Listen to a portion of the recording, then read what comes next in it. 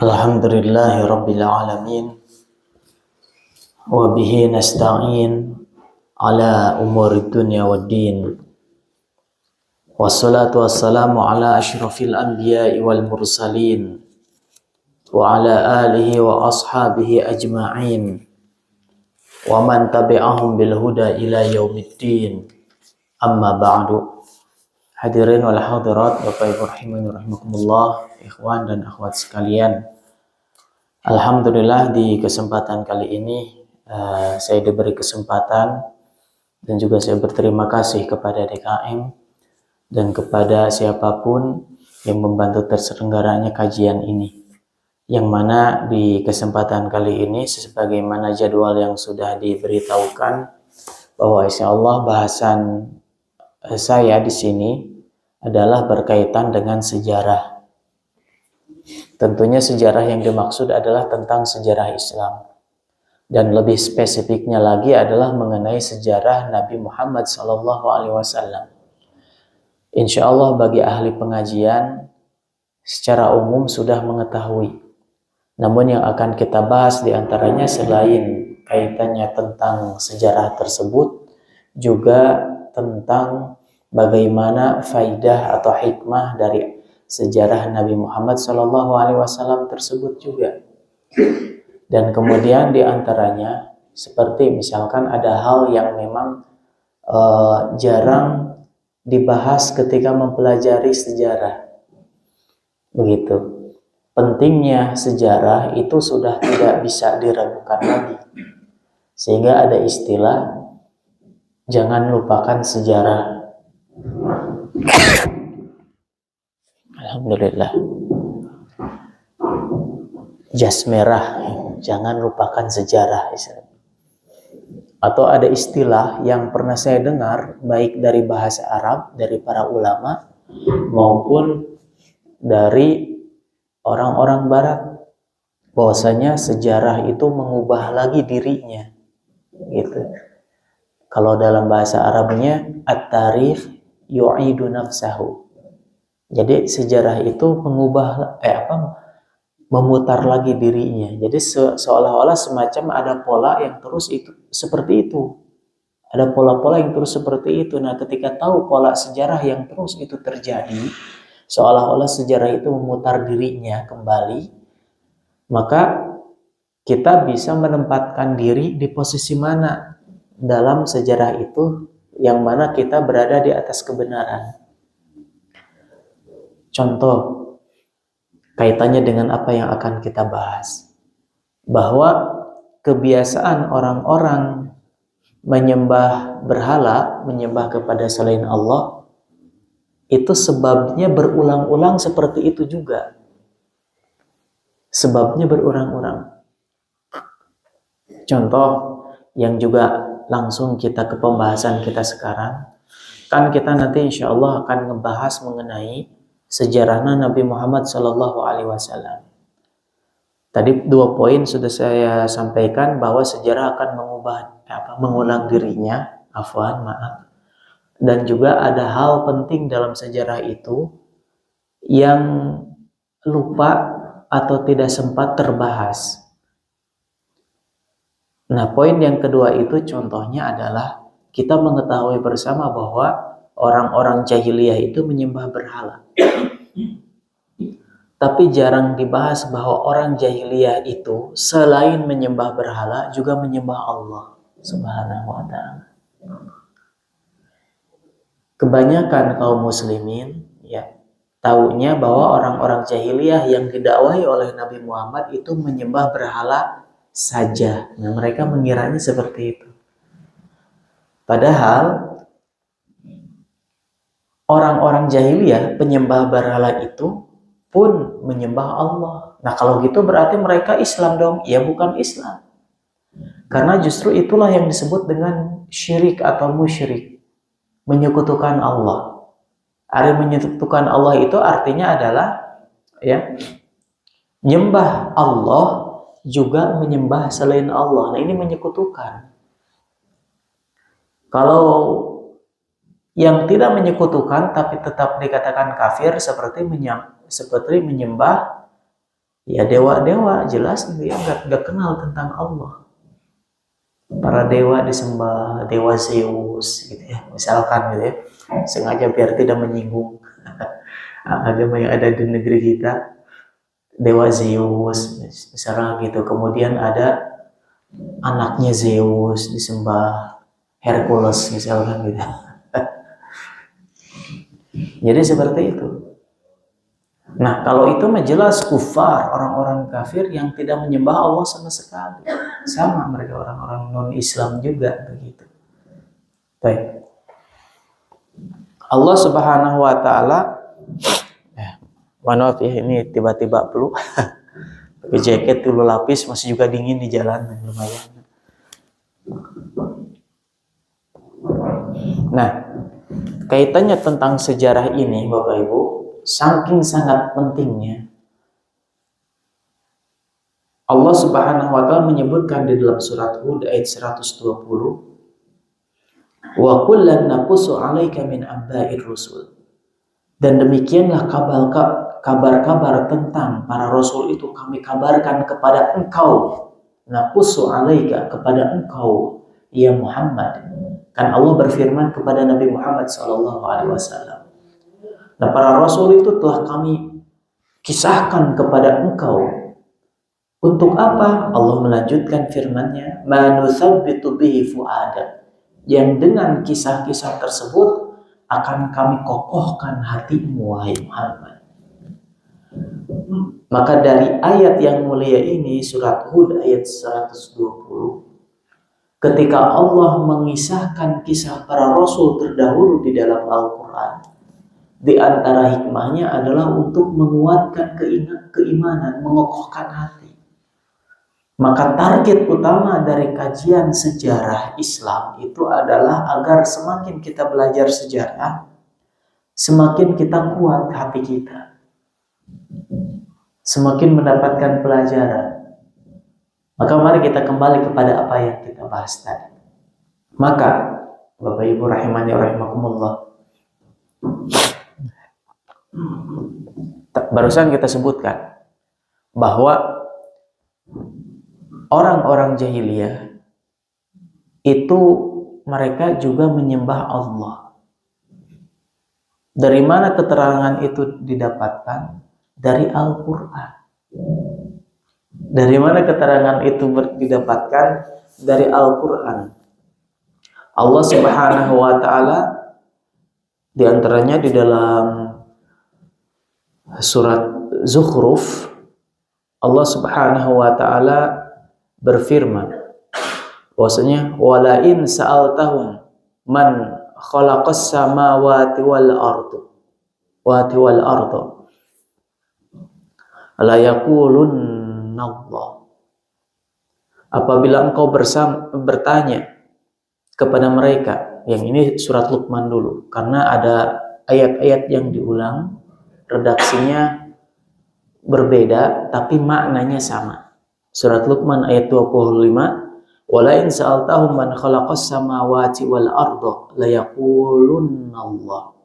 Apabila engkau itu Nabi Muhammad, karena ayat ini turun kepada Nabi Muhammad dulu sallallahu alaihi wasallam. Apabila engkau bertanya kepada mereka, maksudnya siapa? Orang yang sedang beliau dakwahi, orang-orang jahiliyah. Apabila engkau bertanya kepada mereka, siapa yang telah menciptakan langit dan lapisannya, dan siapakah yang menciptakan bumi? Nah, kalau kau tanyakan itu kepada mereka, la yaqulunallah, pasti mereka akan menjawab Allah. Qulil hamdulillah, maka ucapkan alhamdulillah, segala puji bagi Allah. Bal aktsaruhum la ya'lamun, tetapi kebanyakan mereka tidak tahu kalau sudah meyakini bahwa pencipta langit dan bumi itu adalah Allah, maka konsep selanjutnya yang seharusnya adalah sembahlah Allah. Tapi orang-orang jahiliyah, Bapak Ibu rahimahumullah, ketika mereka meyakini Allah lah pencipta langit dan bumi, karena mereka juga manusia, orang jahiliyah dalam artian yang namanya manusia punya akal. Dan mereka tidak akan berkesimpulan bahwasanya berhala inilah yang menciptakan gunung, pohon, langit, bumi. Tidak mungkin ke sana. Karena berhala yang mereka sembah itu pun dibuat oleh tangan-tangan mereka. Bahkan ketika ada lalat nempel di hidung itu berhala, nggak bisa menepis lalat itu. Hitung berhalanya, tiba-tiba gini berhalanya, nggak mungkin, diam aja. Mereka tahu tentang itu. Di dalam ayat yang lain Allah berfirman ya di dalam surat Az-Zukhruf, kemudian dengan redaksi yang sama, wala in sa'altahum man khalaqahum la yaqulunna Allah. Apabila engkau bertanya kepada orang-orang jahiliyah itu, man khalaqahum, siapa yang menciptakan mereka? La yaqulunna Allah, mereka akan menjawab Allah. Tadi kan pertanyaan tentang siapa yang menciptakan langit dan bumi. Allah. Siapa yang menciptakan kalian? Mereka akan menjawab Allah. Fa'anna yufakun, kata Allah dalam surat Az-Zukhruf. Kalau begitu kenapa mereka berpaling? Aneh ya, gitu. Mempertanyakan tapi udah jelas jawabannya. Ada keanehan dalam cara berpikir mereka. Begitu. Kemudian tentu akan muncul pertanyaan. Lantas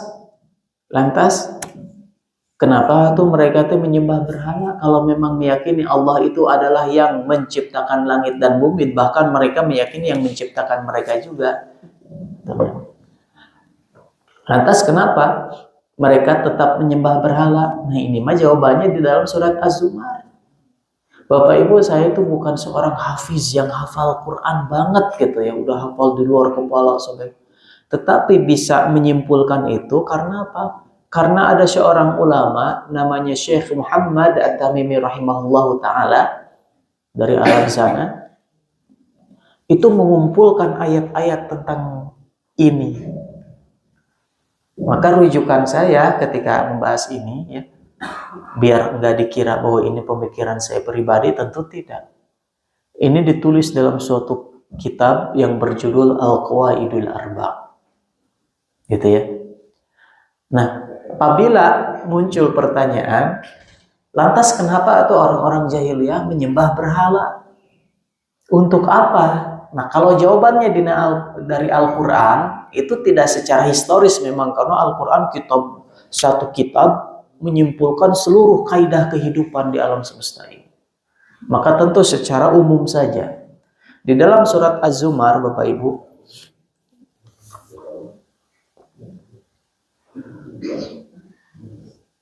ayat 3, surat Az-Zumar ayat 3, sengaja sambil saya cek langsung ke mushafnya. Namanya manusia sering lupa. Tanggung jawabnya besar. Pernah menghafal tapi tetap dicek. Dalam surat Az-Zumar ayat 3, di tengah-tengah ayatnya karena cukup panjang, kita langsung ke pembahasannya.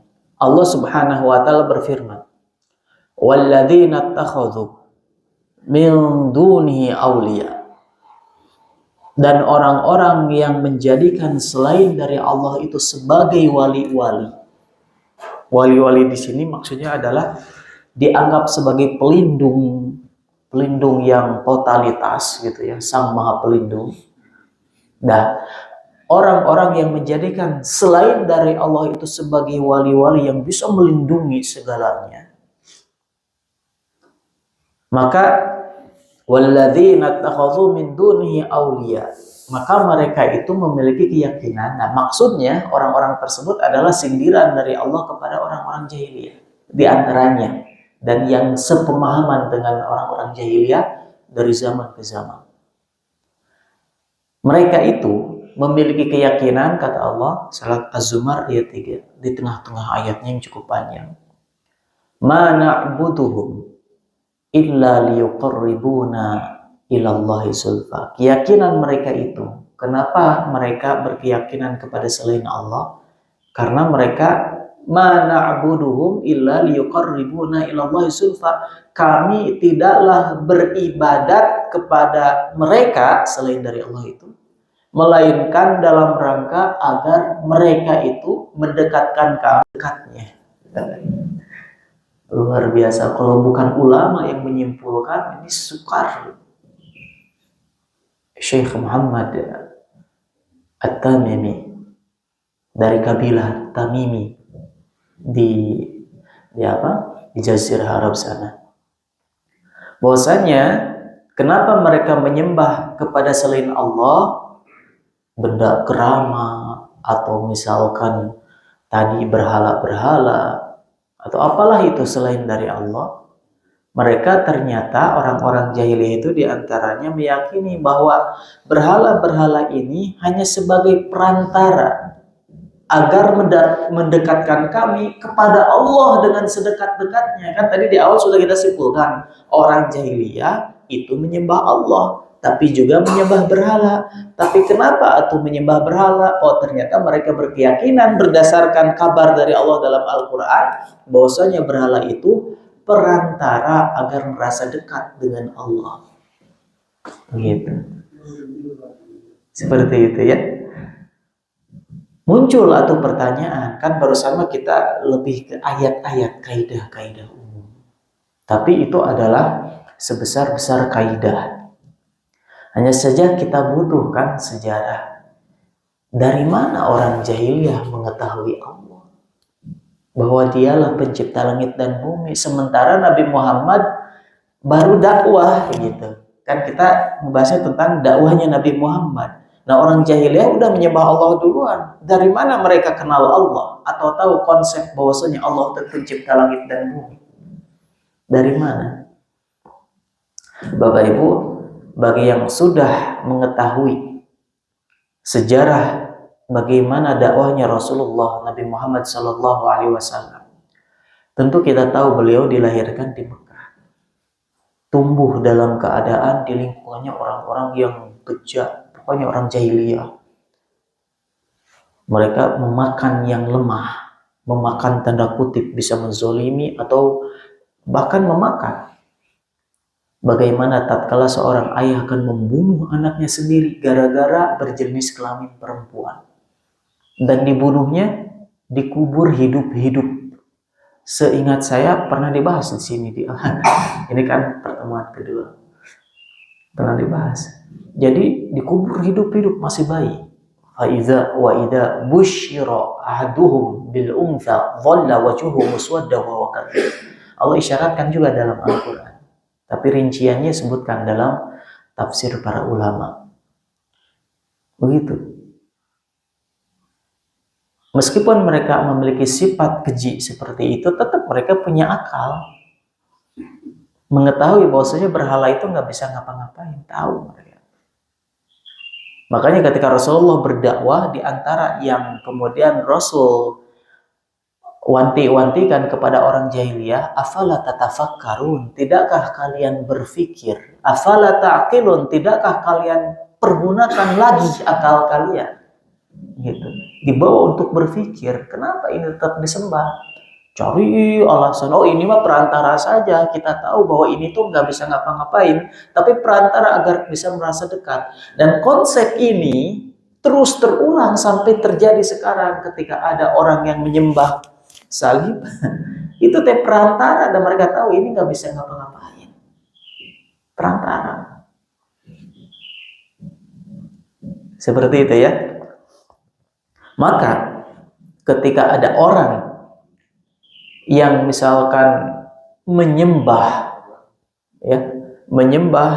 mohon maaf, yang sering dituduhkan kepada kita, yang sering dituduhkan padahal kita tidak meyakininya. Kalau ada misalkan orang menyembah Allah dengan cara bersujud menyembah kepada Ka'bah, bersujud menyembah ya, maka bedakan antara menyembah dengan direction atau arah gitu ya. Arah. Nah, kita kan menyembah ke kiblat sana, di sini ada mimbar. Apakah menyembah mimbar? Ya tidak, ini arah. Arahnya kemana? Ke Masjidil Haram yang di sana kebetulan ada Ka'bah. Kita enggak menyembah Ka'bah. Kalau menyembah Ka'bah apa bedanya dengan orang jahiliyah sebagai perantara kepada Allah? Enggak. Tapi kita mengarah ke daerah sana.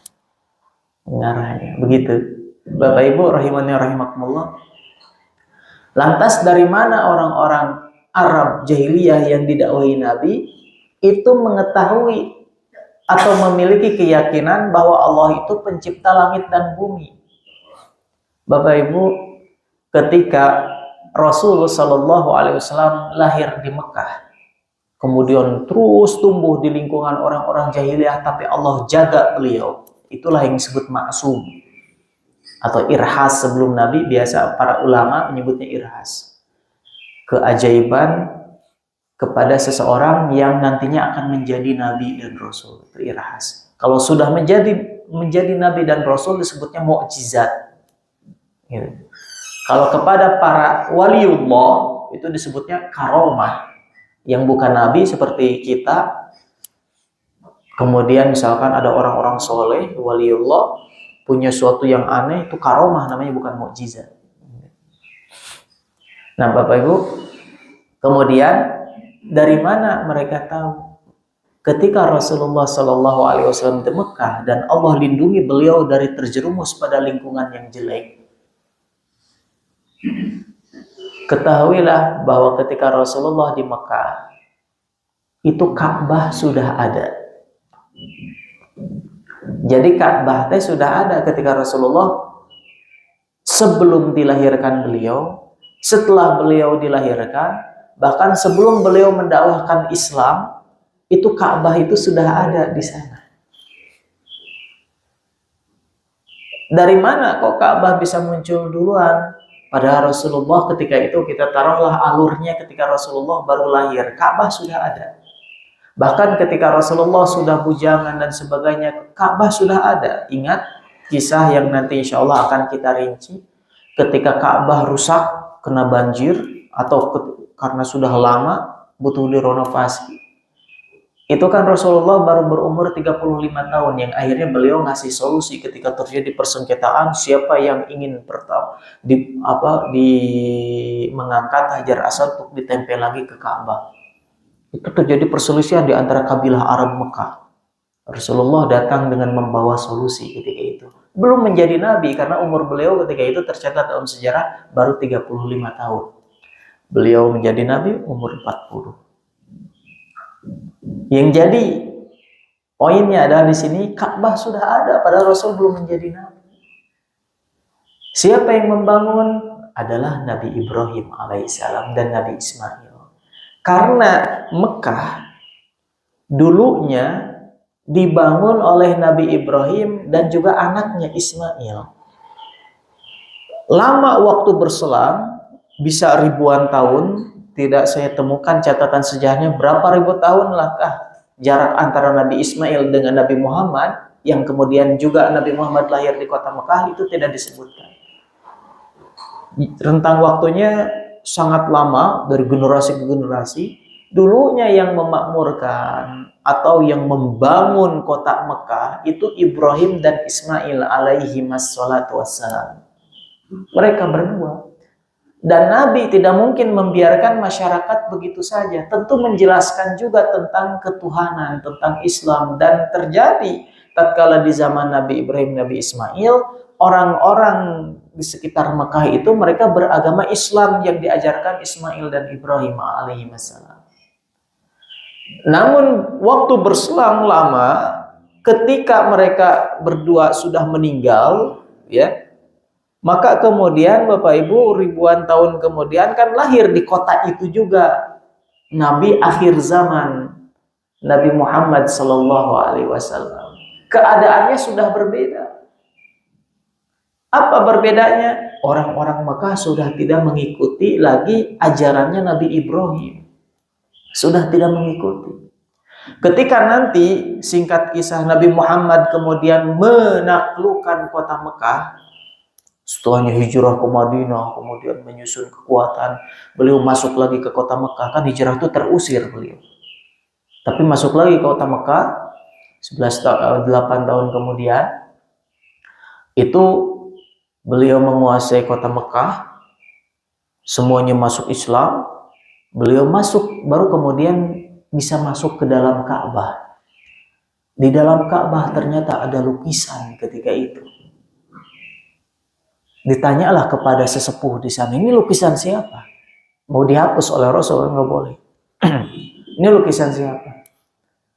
Ternyata dikatakan maksudnya ini lukisan yang dipercayai sebagai lukisannya Ibrahim, nenek moyang kita. Kata mereka, lukisannya Ibrahim.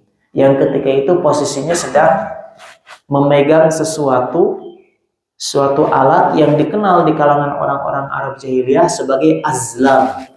Azlam itu adalah suatu alat untuk mengundi nasib Islamnya.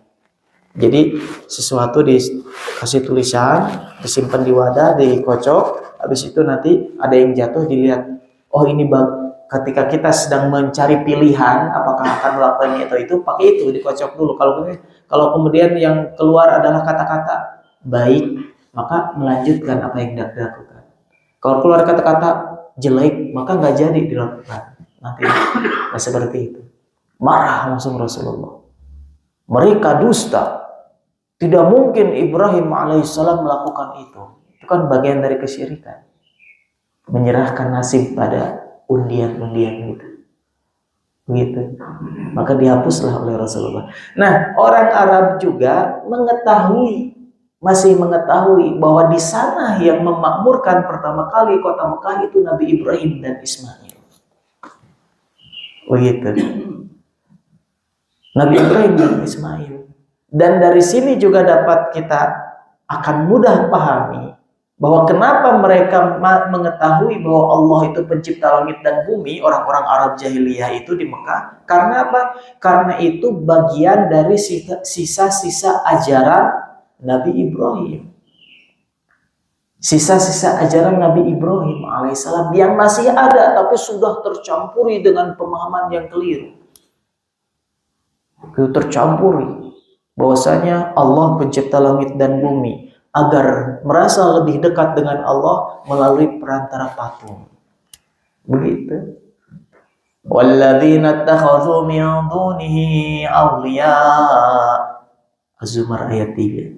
Dan orang-orang yang menjadikan selain dari Allah itu sebagai pelindung-pelindung, maka mereka berkeyakinan ma na'buduhum illa liyuqarribuna ilallahi zulfa.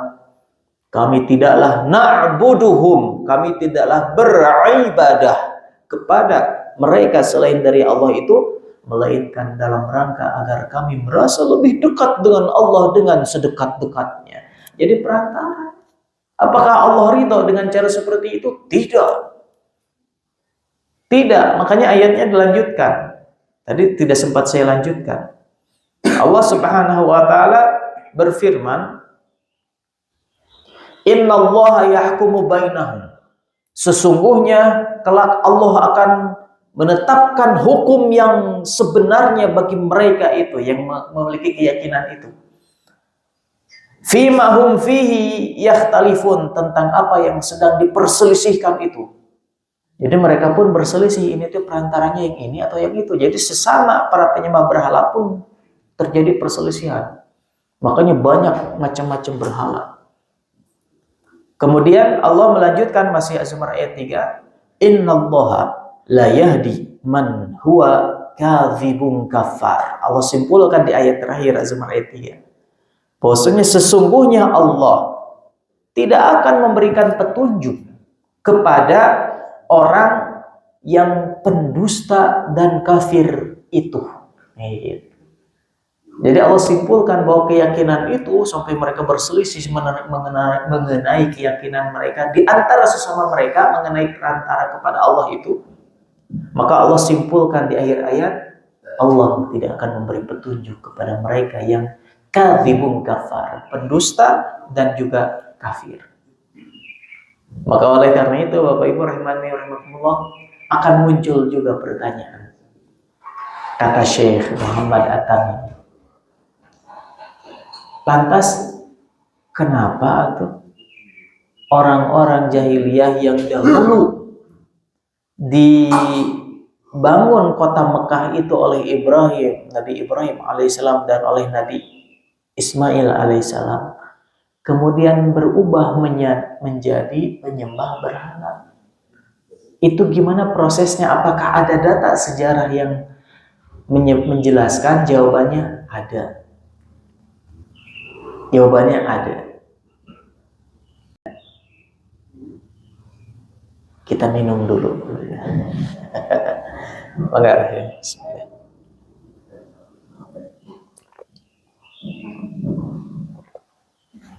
Masya Allah, Hanat. Datanya ada. Nah gitu ya.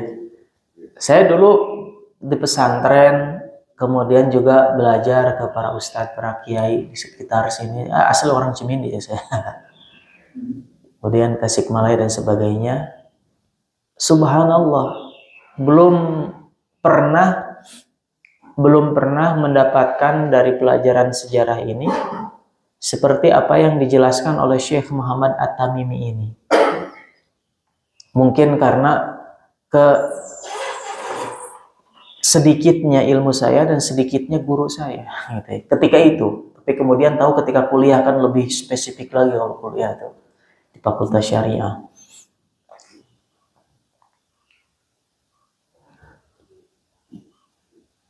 Nah, oleh karena itu sangat wajar kalau misalkan banyak masyarakat kaum muslimin belum dibahas tentang ini, karena emang ini butuh pembahasan lebih dalam. Nah, alhamdulillah Allah memberikan kesempatan kita membahas ini di sini. Ternyata ada data sejarah tertulis di kitab para ulama bahwa penyebab orang-orang Mekah itu, sebentar nih.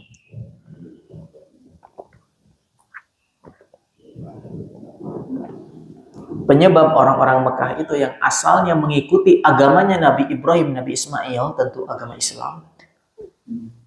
Di zaman itu berubah menjadi orang-orang yang masih mengakui Allah itu pencipta langit dan bumi, tapi dengan kesalahan fatal menjadikan berhala sebagai perantara. Di dalam kitab Mukhtasar Siratir Rasul dibawakan riwayat tersebut. Namun sedikit akan kita bahas riwayat yang asalnya berasal dari hadis sahih riwayat Bukhari, bahwa awal pembangunan kota Mekah itu adalah mengenai kisah Nabi Ibrahim dan Sayyidah Hajar. Pernah dengar Bapak Ibu kisah Nabi Ibrahim dan Sayyidah Hajar, ibundanya Ismail? Ya, ibundanya Ismail. Ketika Nabi Ibrahim diperintahkan oleh Allah untuk membawa Hajar, Sayyidah Hajar dan Ismail ke suatu tempat ketika itu yang sangat jauh. Tiba-tiba Nabi Ibrahim memerintahkan Hajar, istrinya itu, untuk diam bersama anaknya yang masih bayi, Ismail yang masih bayi. Kemudian ketika itu tiba-tiba Nabi Ibrahim menyuruhnya diam di tempat tersebut di bawah pohon besar dauhah, dalam lafaz hadisnya tahta dauhah, pohon besar, tapi nggak ada pohon-pohon yang lain di sekitarnya, kering, tapi ada satu pohon gede. Maka diamlah di sana. Maka Nabi Ibrahim meninggalkannya. Hajar, seorang perempuan yang punya anak yang masih menyusui ketika itu, kan kaget tiba-tiba Nabi Ibrahim meninggalkannya berdua di bawah pohon. Itu pun cuma satu, sisanya kerontang pasir. Maka ketika itu dikejarlah Nabi Ibrahim dan berkatalah Sayyidah Hajar, aina tadhhabu wa tatrukuna bihadzal wadi alladzi laysa fihi insun. Mau kemana engkau wahai Ibrahim? Kau tinggalkan kami di sini, di suatu tempat yang tidak ada orang selain kami dan tidak ada makanan lagi, tidak ada pepohonan yang lain selain ini. Dijawab itu miroron, kata Rasul yang mengisahkan kisah ini, terus diulang-ulang. Nabi Ibrahim gak jawab, terus aja jalan. Maka diubahlah pertanyaan oleh Sayyidah Hajar ini, Allah amarka bihadza, apakah Allah yang telah memerintahkan ini wahai Ibrahim? Gitu.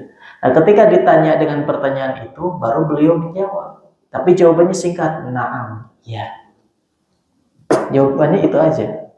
Dan kemudian terus Nabi Ibrahim pergi, dan ketika mendengar jawaban itu, Sayyidah Hajar udah nggak nanya-nanya dan narik-narik Nabi Ibrahim, mau kemana kau pergi gitu ya. Langsung justru malah mengatakan, idzan la yudayyi'unallah. Kalau seperti itu, kalau memang ini perintah Allah, pasti Allah tidak akan menyia-nyiakan kami, tidak akan meninggalkan kami. Akhirnya taatlah Sayyidah Hajar, diam di sana. Nabi Ibrahim melanjutkan perjalanan sampai ya hatta idza kana inda thaniyati haitsu la yarawnahu istaqbala biwajhil bait. Kan Nabi Ibrahim meninggalkan, yang namanya ayah, seorang bapak lihat anak istrinya ditinggalkan kan nggak tega. Makanya ketika ditanya nggak menjawab, nggak kuat tuh menjawab. Mau kemana kau, nggak kuat. Tapi ketika pertanyaannya yang memang bisa untuk dijawab iya saja, dan itu pertanyaan yang memang harus diketahui oleh anak dan istrinya, yakni kemana, apakah ini adalah perintah Allah, maka Nabi Ibrahim menjawab iya. Dan itu pun terus Nabi Ibrahim berlanjut. Makanya di dalam hadisnya, karena ini hadis Sahih Bukhari, Rasul yang mengisahkannya. Karena kejadian itu terjadi nggak ada yang lihat, kan sudah disebutkan, nggak ada orang lain. Yang mengisahkannya siapa? Allah kepada Nabi Muhammad, karena Nabi Muhammad dapat wahyu dari Allah. Kata Rasulullah, terus Nabi Ibrahim pergi sampai tatkala di suatu tempat yang kira-kira anak istrinya itu sudah tidak bisa melihatnya lagi, tempat yang jauh. Maka beliau, Nabi Ibrahim, baru membalikan wajahnya ke arah tempat anak dan istrinya ditinggalkan. Summa da'a bi ahwala'i da'wat. Kemudian berdoa dengan doa yang Allah abadikan di dalam surat Ibrahim ayat 37. Rabbana inni askantu min dzurriyyati biwadin ghairi dzi zar'in inda baitikal muharram. Ya Allah, aku telah tempatkan keturunanku ini di suatu lembah. Wadin itu lembah. Lembah itu adalah suatu tempat, di pinggir-pinggirnya itu dataran tinggi. Itu. Ya Allah, aku simpan anak keturunanku ini di suatu lembah yang tidak ada tanaman lain, gitu ya. Yang mana tapi tempat ini adalah inda baitikal muharram, di pinggir atau di sisi rumahmu al-haram, Masjidil Haram. Karena tempat tersebutlah yang kemudian menjadi Masjidil Haram di kota Mekah itu. Bapak Ibu yang pernah umroh haji, kan Masjidil Haram yang ada Ka'bah itu di pinggirnya itu gunung-gunung. Sekarang gunungnya udah jadi perkantoran ya, istana Jabal Abu Kubais namanya. Sebagian riwayat menyebutkan di sanalah Nabi Ibrahim kemudian membalikan badan. Jadi beliau pergi itu tidak lurus gitu kan, daerahnya, tapi naik ke atas, karena pasti di pinggir Masjidil Haram itu akan terus naik ke atas, dikelilingi gunung. Karena sekali hujan numpuk di tengah air itu, banjir selalu. Memang zaman sekarang tidak banjir pas di pelatarannya itu, karena pengaturan airnya itu, selokannya itu udah canggih. Beberapa puluh tahun ke belakang tiap hujan banjir. Dan kalau Bapak Ibu umroh di musim hujan di luar Masjidil Haram, pas hujan pasti ada banjir selewat saja gitu ya. Pasti, tapi ngelewat saja. Karena pegunungan batu, di sana daerah berbatu, nggak langsung diserang. Nah, ketika naik di sana, nah itulah di gunung yang sekarang ada jadi perkantoran itu. Misalnya emang nggak apa-apa gunungnya dibelah, ya nggak apa-apa, ada gunung gitu, bukan tempat keramat, gitu ya, gunung biasa saja. Nah itu gunung tertinggi di sekitar Masjidil Haram. Di sanalah Nabi Ibrahim menghadapkan berdoa sambil melihat posisi tempat anak istrinya ditinggalkan. Ya Allah, aku tinggalkan anak keturunanku di suatu lembah yang ini akan menjadi Masjidil Haram.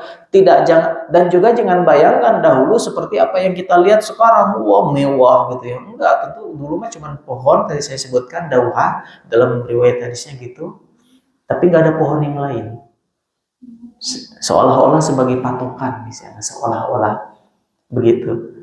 Nah, maka terjadilah apa yang terjadi karena ini adalah perintah Allah kepada Nabi yang mulia sebagai bagian dari ujian keimanan. Dan juga ini ujian bagi seorang ibunda dari seorang Nabi yang mulia yang masih bayi ketika itu. Yang kemudian dari Ismail nanti berketurunan, akhirnya Nabi Muhammad pun dari keturunan Ismail bin Ibrahim.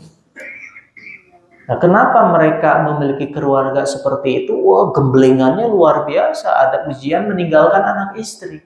Itu dari sejak zaman para nabi juga ada.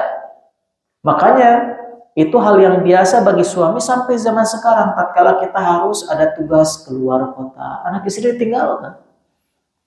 Kalau ini adalah kita yakini sebagai bagian dari perintah Allah, pasti Allah akan lindungi kita dan lindungi anak istri kita.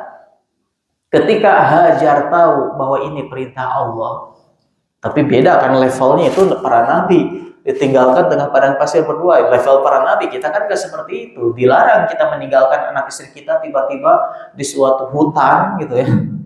Di suatu hutan di daerah Cimahi atas sana, di Burangrang misalkan, saya tinggalkan kamu. Ini perintah Allah. Dari mana? Saya bermimpi tadi. Kalau bukan nabi, gak ada syariat yang baru seperti itu. Ya. Tidak boleh kita menelantarkan. Kata Rasul sallallahu alaihi wasallam, kafa bil mar'i ihman an yudayya bima yaqul atau kama qala. Dosa bagi seorang laki-laki yang menyia-nyiakan orang-orang yang menjadi tanggung jawabnya. Laki-laki kan tanggung jawab kepada, kalau yang sudah menikah, kepada istrinya. Itu tanggung jawab suami. Punya anak, itu anaknya juga tanggung jawab suami. Belum punya istri dan anak, orang tuanya yang sudah sepuh jadi tanggung jawab dia. Udah punya anak dan istri juga, kalau cukup ke anak dan istri sudah cukup kebutuhan pokok, orang tua masih membutuhkan, maka orang tua jadi tanggungan. Dan itu semua tidak membuat miskin. Itu semua bagian dari seafdol-afdolnya sedekah. Sedekah ke orang lain kan dapat pahala. Dan Allah tidak akan membuat kita miskin dan sedekah itu. Apalagi kepada keluarga, itu sedekah. Bukan jabatan. Jadi konsepnya gitu Pak dalam Islam. Kalau sedekah yang pertama yang pertama adalah keluarga kita. Kata Rasul, sedekah kepada keluarga pahalanya 2 kali lipat. Pahala sedekah wasilah. Pahala sedekah yang memberi dan juga pahala menyambung silaturahim. Jadi 2 kali lipat pahalanya. Itu sedekah. Tapi kalau amanat mah gitu ya. Amanat tentu harus kepada orang yang lebih berhak. Ada amanat orang nitip zakat kepada kita sebagai tokoh, ada amanat nitipin zakat dana umat. Keluarga sudah cukup gitu ya, bukan orang miskin, bukan musaik zakat. Jangan kepada keluarga gitu. Itu amanat. Harta amanat, itu harus kepada orang yang paling tepat membutuhkan. Demikian juga jabatan itu amanat pada orang yang layak. Nah, seperti itu. Maka Bapak Ibu, di sini kemudian Sayyidah Hajar tahu ini perintah Allah. Maka dia yakin pasti Allah tidak akan menyia-nyiakan, dalam artian pasti Allah melindungi. Meskipun nanti ada perjuangan ketika lihat anaknya kehabisan air susu, kan teriak-teriak nangis. Di dalam hadis disebutkan bahwasanya ketika itu Sayyidah Hajar fantolaqat karahiyata an tanzura ilaihi. Kata Rasul sallallahu alaihi wasallam, Sayyidah Hajar ketika nunggu di sana kan masih ada bekal, sekantong kurma, sekantong air. Tapi itu kan beberapa lama kemudian habis. Dan air ASI-nya Sayyidah Hajar pun habis karena lama enggak minum, enggak makan. Akhirnya anaknya yang masih menyusui pun nangis, enggak bisa dapat ASI. Dan nangisnya terus-menerus sampai menggeliat, ya talabat. Kata Rasul Shallallahu Alaihi Wasallam, menggeliat, teriak-teriak, tantrum gitu ya. Ini tantrum wajar, lapar bayi.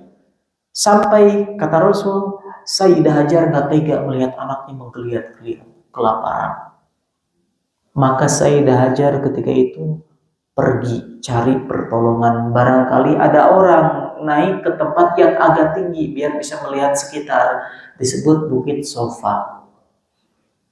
Tidak ada, tapi ada seorang ibu lihat anaknya kasihan, lari lagi ke bukit sebelah, barangkali ada orang marwah. 7 kali bolak-balik. Nah ini apa yang dilakukan oleh Sayyidah Hajar bukan sedang sa'i, istilah kita sekarang kan. Bukan sedang sa'i tapi nyari pertolongan. Tapi Allah abadikan pengorbanan yang menjadi suatu ibadah yang disebut sa'i sekarang. Allah abadikan dahulu Sayyidah Hajar demi untuk mentaati perintah Allah untuk diam di tempat yang kerontang itu, dia melakukan hal ini. Ingat dahulu perjuangan. Karena sesuatu yang dilakukan karena Allah akan Allah abadikan. Nah, gitu. Kita ketahui berarti Sayyidah Hajar itu sedang melakukan sesuatu yang ikhlas. Dia sedang diam di sana, enggak kabur. Kan kalau mau dia bawa anaknya kabur cari orang gitu ya. Enggak diam di tempat itu. Ini mah anaknya disimpan di tempat itu, Hajarnya pergi. Kenapa tidak bawa anaknya nyari orang terus keluar kota Mekah gitu ya? Kenapa? Karena ini perintah Allah untuk tinggal di sana. Dan pasti Allah tidak akan menyanyiakannya. Dan terjadilah apa yang terjadi dari kisah yang masyhur, bahwa kemudian ada malaikat menggali air Zam-Zam gitu ya. Yang dengan sebab malaikat tersebut menceratlah air Zam-Zam sampai sekarang. Begitu. Nah dari sana, karena di sana masih hadisnya panjang, tapi kita butuh untuk flashback dulu untuk mengetahui inilah latar belakang kota Mekah. Di sana Bapak Ibu, di daerah Jazirah Arab itu, kalau ada air, sumber air, pasti di atas ada burung berputar-putar. Gitu ya. Maka ketika itu benar ada burung, kan sudah ada air Zam-Zam. Singkat kisah seperti itu, ada air Zam-Zam, burung berputar-putar. Biasa orang-orang Arab itu nomaden, jadi bikin tenda di zaman dahulu dari satu tempat ke tempat lain gitu ya, nggak menetap. Ada kabilah Arab seperti itu, ketika itu namanya kabilah Jurhum, disebutkan dalam hadisnya. Kabilah Jurhum itu melihat di atas, oh itu ada burung dari kejauhan, burung, pasti ada air di bawahnya, dikejarlah bersama kabilahnya karena dia nomaden gitu ya, nyari sumber air. Pas dideketin ternyata itu adalah air Zam-Zam yang di pinggirnya ada seorang ibu dan bayi sedang nunggu di sana. Orang Jurhum ini orang Arab asli, masih kental Arabnya. Di antara sifat sebenarnya orang Arab itu santun. Kalau mau mereka suku Jurhum ini dengan kabilah banyak orang, tidak disebutkan jumlahnya, pokoknya kabilah datang ke sana. Kalau mau merebut saja airnya, tapi enggak, ini malah minta izin. Bu, boleh enggak saya tinggal di sini? Ini ada air. Kata Sayyidah Hajar, silakan, tentu boleh. Tapi air ini adalah hak kepemilikan kami. Air Zam-Zam ini hak Ismail Hajar. Oh tidak apa-apa Bu, tinggal, akhirnya tinggal, enggak merampas. Nah, sifat asli orang Arab itu di sana ya dahulu seperti itu, dipuji oleh para ulama sifatnya. Tapi di masa jahiliyah banyak yang sudah sirna, termasuk keyakinan yang rusak. Begitu.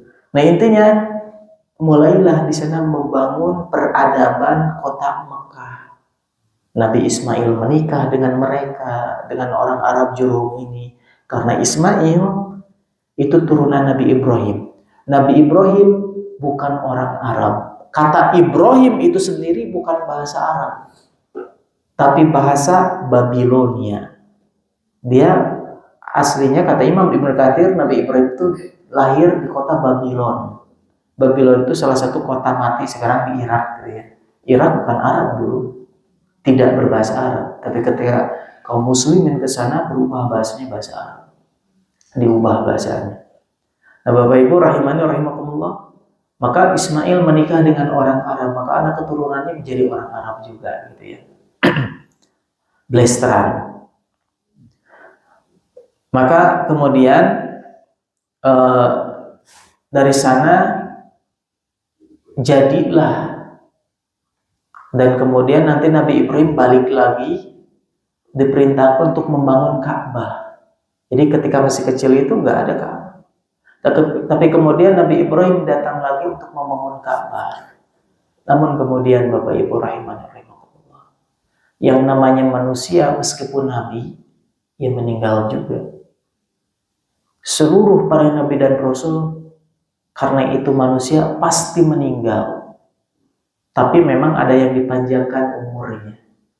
Di antara yang dipanjangkan menurut keyakinan kesepakatan para ulama Ahlus Sunnah wal Jamaah, nabi yang masih panjang umurnya sekarang adalah Nabi Isa Al-Masih. Nabi Isa Al-Masih belum meninggal, Bapak Ibu.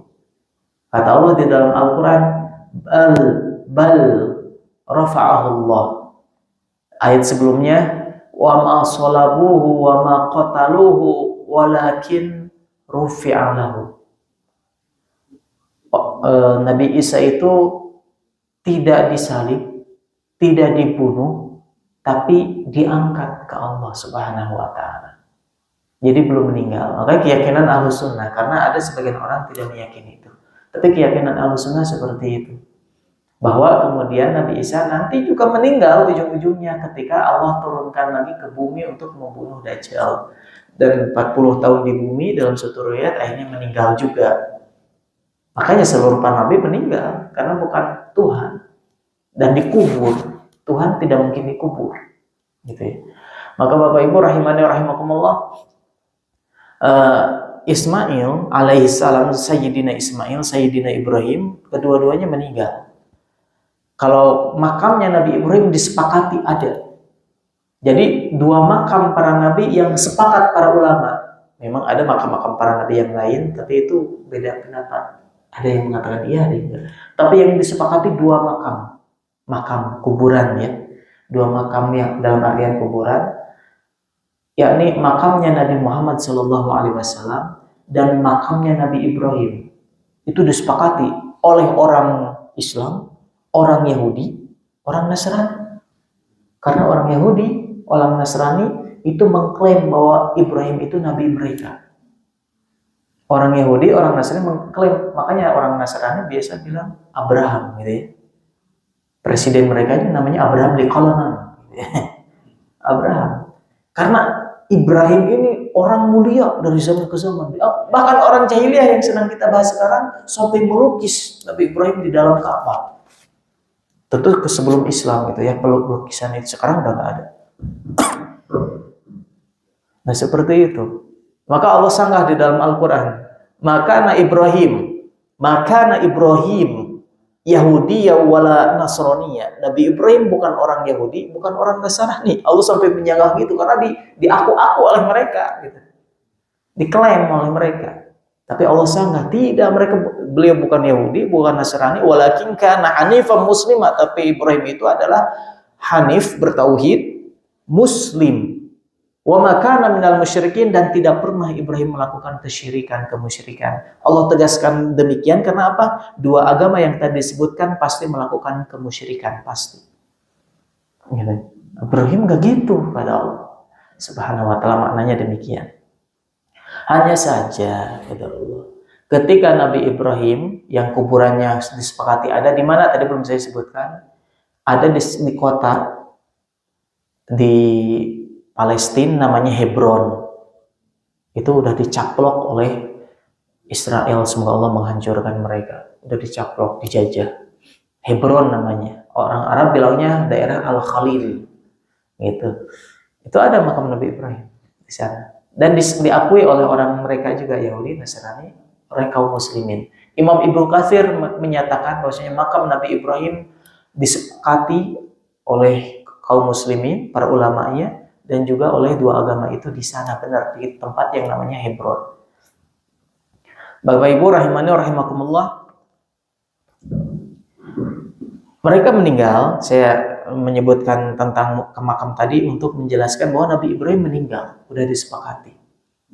Nabi Ismail pun meninggal. Wallahu alam makamnya di mana, saya belum mengetahui di mana, nukilan para ulama di mana, karena terjadi perbedaan pendapat yang besar. Nah, meninggal kan beranak keturunan, semuanya bagus akidahnya.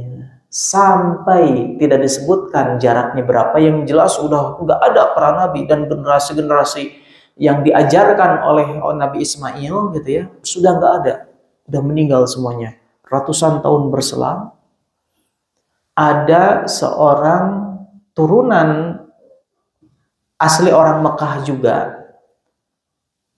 Dia Allah takdirkan kaya raya, sangat kaya raya, dan juga dia memiliki kemampuan bisa berkomunikasi dengan jin.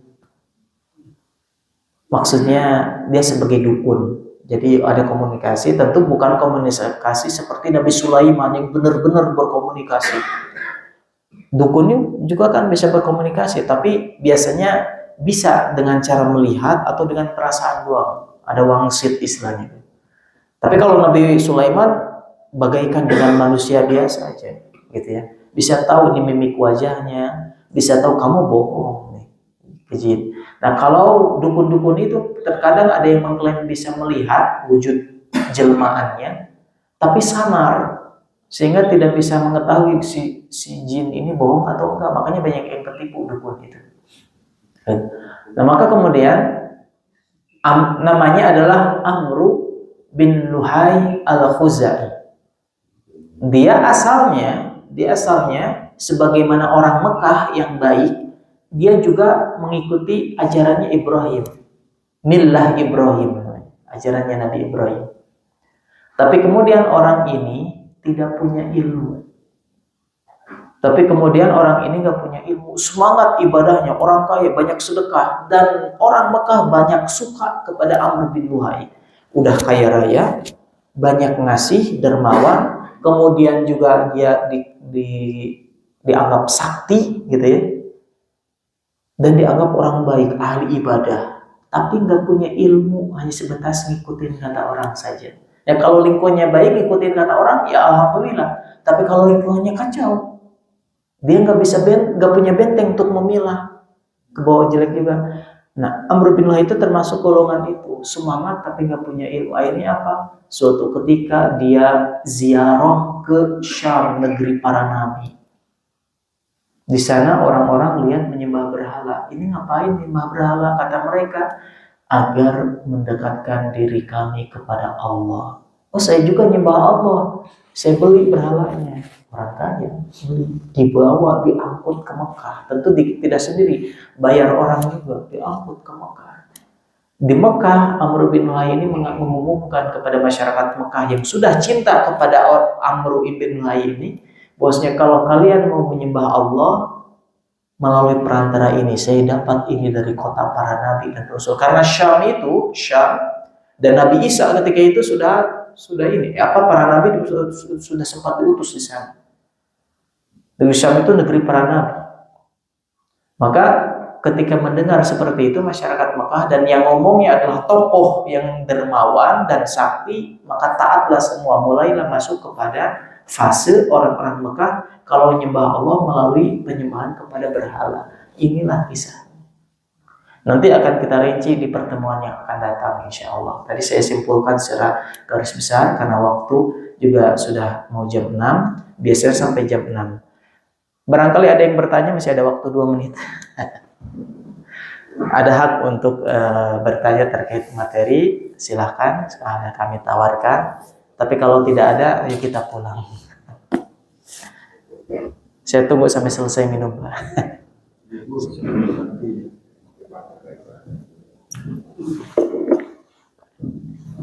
Masya Allah, kalau di perumahan biasanya pertanyaannya susah-susah, Pak. Kasih kajian di perumahan, biasanya pertanyaannya susah-susah. Tapi nggak ada yang bertanya ya? Alhamdulillah. Tapi kalau ada pertanyaan jangan sungkan ya, saya sengaja buka karena itu hak Bapak Ibu bertanya. Baik, sekian, mohon maaf atas segala kekurangan. Wassalamualaikum warahmatullahi wabarakatuh. Subhanakallahumma wa bihamdika asyhadu an la ilaha illa anta